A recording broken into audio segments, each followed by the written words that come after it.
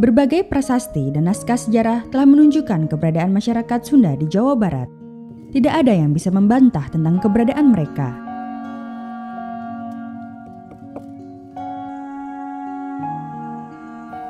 Dari berbagai kajian yang sudah dilakukan, masyarakat adat Sunda, khususnya masyarakat adat Kasepuhan, merupakan bagian dari Kerajaan Sunda Pajajaran. Tahun 1579 menjadi titik runtuhnya Kerajaan Sunda Pajajaran akibat serangan Kesultanan Banten dan Kerajaan Mataram.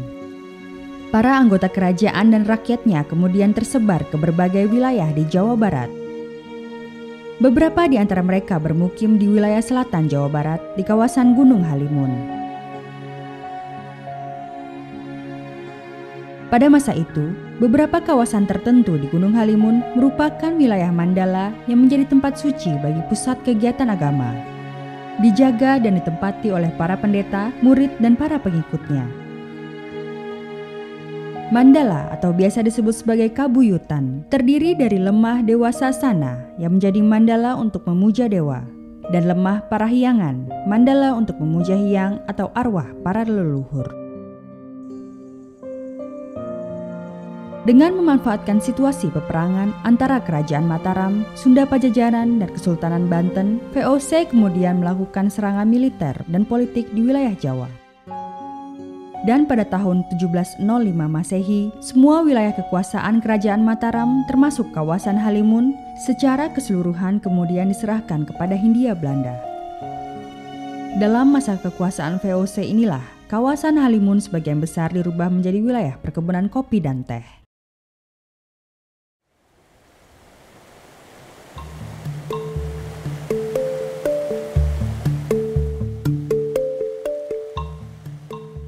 Masyarakat adat Kasepuhan mengenal kawasan Halimun sebagai kawasan Gunung Sanggabuana atau Leuweung Sanggabuana yang artinya gunung penyangga bumi.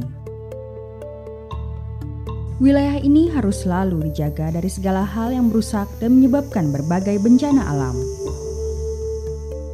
Masyarakat adat Kasepuhan percaya bahwa ada 9 komunitas yang memiliki Gunung Halimun. Kewenangan menjaga dan memeriksa hutan Gunung Halimun diserahkan kepada 3 kasepuhan, yaitu Kasepuhan Uruk, Kasepuhan Citorek, dan Kasepuhan Cipta Gelar. Kegiatan bercocok tanam sudah dilakukan masyarakat adat Kasepuhan sejak lama, mulai dari bersawah, berladang atau huma, dan berkebun campuran. Bertani di sawah merupakan usaha utama mereka. Mereka mematuhi dan menjalankan rangkaian upacara adat dalam berbagai macam aktivitas. Setiap masa panen dan berkegiatan sosial datang, warga Kasepuhan harus memohon doa terlebih dahulu kepada para karuhun, para dewa, dan Yang Maha Kuasa. Salah satunya adalah ritual Serentahun yang sudah dilakukan Kasepuhan Cipta Gelar sejak 686 tahun yang lalu dan Kasepuhan Citorek sejak 212 tahun yang lalu.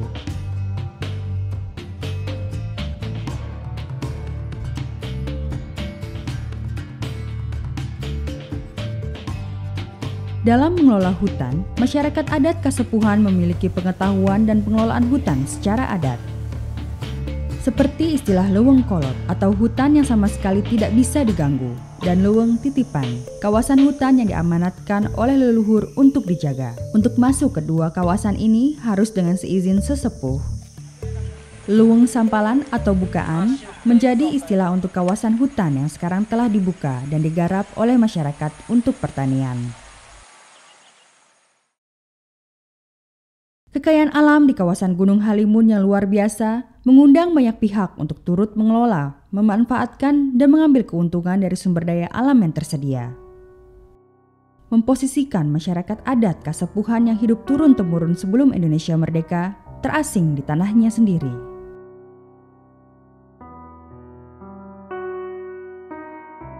Perebutan sumber daya alam ini terjadi sejak zaman pemerintahan kolonial Belanda. Belanda menetapkan kawasan Gunung Halimun sebagai kawasan hutan lindung pada tahun 1924. Seperti yang terjadi di Kabupaten Lebak, di mana pemerintah Hindia Belanda menunjuk wilayah hutan Lebak menjadi kawasan hutan. Pada tahun 1936, awal kegiatan penambangan emas dimulai. Berawal dari Cikotok ke Cimari, Lebak Sembada, Cirotan, dan Cipanggleseran, di daerah Cikotok inilah PT Aneka Tambang atau Antam berdiri.